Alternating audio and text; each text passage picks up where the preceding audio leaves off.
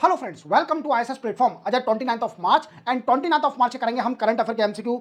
Lecture start करने से पहले मैं आपको थोड़ा इन्फॉर्मेशन देना चाहूंगा कि जो भी मेरा सब्सक्राइबर है, अगर उसने बेल आइकन प्रेस नहीं किया है तो बेल आइकन प्रेस जरूर कर ले, और इसी के साथ जो नए सब्सक्राइबर आ रहे हैं वो बेल आइकन प्रेस जरूर करें, क्योंकि कोई भी वीडियो आपका मिस नहीं होना चाहिए। क्लियर? चलते अपन वीडियो स्टार्ट करते हैं। Recently, India first nano electronic roadshow inaugurated by Ministry of Electronic and Information Technology Secretary at which city of India? ये पूछ रहा है कि बताइए इंडिया की पहली नैनो इलेक्ट्रॉनिक रोड शो कहां पर इनॉग्रेट किया गया और किसने इनॉग्रेट किया है? Ministry of electronic and information technology ने, और ये इनॉग्रेट किया गया है बेंगलुरु में। बट बेंगलुरु तो बड़ी सिटी है सर, बेंगलुरु में कहां पर? तो बेंगलुरु में Indian institute of science. Clear? यहां पर इसको इनॉग्रेट किया। बट सर हुआ क्या, यहां पर क्या बातचीत हुई? तो देखो यहां पर है, सबसे मेन पॉइंट यहां पर ये था कि semiconductor research then after startup ecosystem ये पर डिस्कस किया गया। Then after collaboration between industry, that's why वो क्या है, अपनी टेक्नोलॉजी को ट्रांसफर करेंगे। जैसे दो इंडस्ट्री के बीच में कोलोब्रेशन हो गया तो डेफिनेटली इट विल बेनिफिट जब वो यूज अमाउंट का बनेगा। जैसे मानिए कोई सिंगल पर्सन है, अब उसकी पावर है मानिए 50%, और दूसरा पर्सन भी है जिसकी पावर है 50%, और दोनों ने दिमाग लगा के एक इतना बड़ा इनोवेटिव आइडिया ला दिया कि वो फैल ही नहीं हो रहा। तो क्लियर? तो क्या है, इंडस्ट्री के बीच में कोलोब्रेशन होना चाहिए जिससे हमारा देश प्रोग्रेस करते रहे। चलते अपन आगे। Which state top in medal tally in Khelo India पारा गेम 2025? मैंने आपको बताया था कि खेलो इंडिया पारा गेम कहां पर हुआ है? इस बार हुआ है दिल्ली में। कहां पर? दिल्ली में।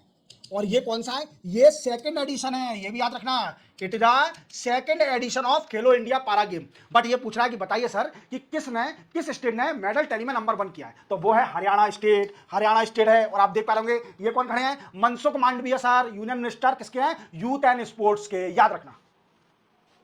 What is the India rank in T export इन 2024? ये बड़ा इंपॉर्टेंट क्वेश्चन है।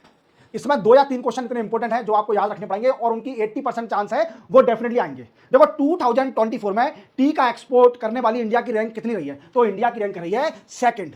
कितनी? सेकंड। और हमने श्रीलंका को पीछे कर दिया, क्योंकि 2023 में हम श्रीलंका से पीछे थे, तो श्रीलंका को हमने सरपास कर दिया, और 2024 में हमने टी ज्यादा एक्सपोर्ट करी है। बट ऐसा हो सकता है शायद 2024 में गर्मी ज्यादा हो तो लोगों ने चाय कम पी है, ऐसा कुछ नहीं है। ठीक है, इंडिया ने प्रोडक्शन अच्छा करा होगा, ठीक है, इसलिए उन्होंने एक्सपोर्ट ज्यादा किया है। देखो क्या है, बट नंबर 1 कौन आई है सर? ऐसे जाने नहीं देंगे। फर्स्ट कौन है? तो फर्स्ट है केनिया कंट्री, अफ्रीका कॉन्टिनेंट में केनिया कंट्री नंबर 1 रही है टी के एक्सपोर्ट में। याद रखना। चलते अपन आगे।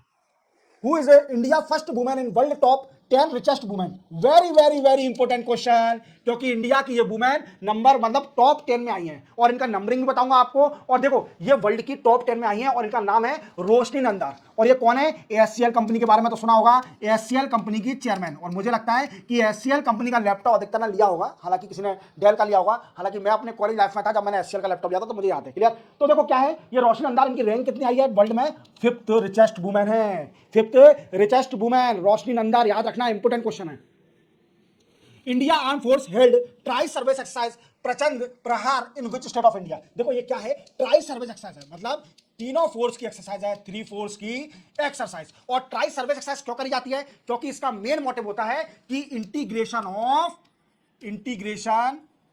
And collaboration integration and collaboration of Indian forces. कौन कौन सी? Indian arm force, Indian air force, Indian navy. याद रखना, इन तीनों की हुई है। और ये कहां पर हुई है? ये हुई है अरुणाचल प्रदेश में। अरुणाचल प्रदेश में हुई एक्सरसाइज, याद रखना। और एक और इसका मेन मोटिव है, देखो क्या है कि हमारे इंडिया में कोलोब्रेशन जरूरी है, क्योंकि क्या है, थ्रेटल कमांड के बारे में सुना आपने? क्लियर? तो क्या है कि तीनों सर्विस का मिलना बहुत जरूरी है। अगर कोई भी ऐसी कैजुअलिटी, कोई भी सिचुएशन आ जाती है, तो तीनों सर्विस जो है काम करके बिल्कुल उस देश को हरा सके। समझे मेरी बात को? तो strengthening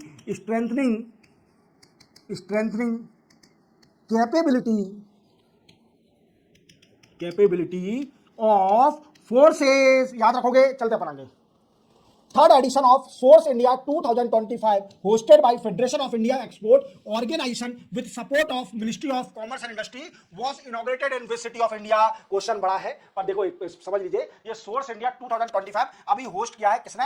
federation of Indian export organisation है। क्लियर? और किसके सपोर्ट के साथ? Ministry of commerce and industry के सपोर्ट के साथ। बट ये पूछा, ये हुआ कहां पर है? तो डेफिनेटली दिल्ली होगा। दिल्ली है, दिल्ली में हुआ है। क्लियर? याद रखना।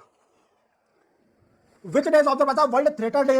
देखो आप है ना कई सारे हीरो देखते होंगे फिल्मों में, और थिएटर वो क्या है, सारे जितने भी वर्सेटाइल हीरो है ना, ये सारे पहले थिएटर करके आते हैं, तो उनको सम्मान देने के लिए एक दिन भी मनाया जाता है। क्लियर? तो ये है 27 ऑफ मार्च को, 27 ऑफ मार्च को ये दिन मनाया जाता है। और इसकी थीम भी थी, आई थिंक, मुझे अभी एग्जैक्ट याद नहीं आ रही है, थीम इसकी शायद आई थिंक ये है कि theatre and culture of peace.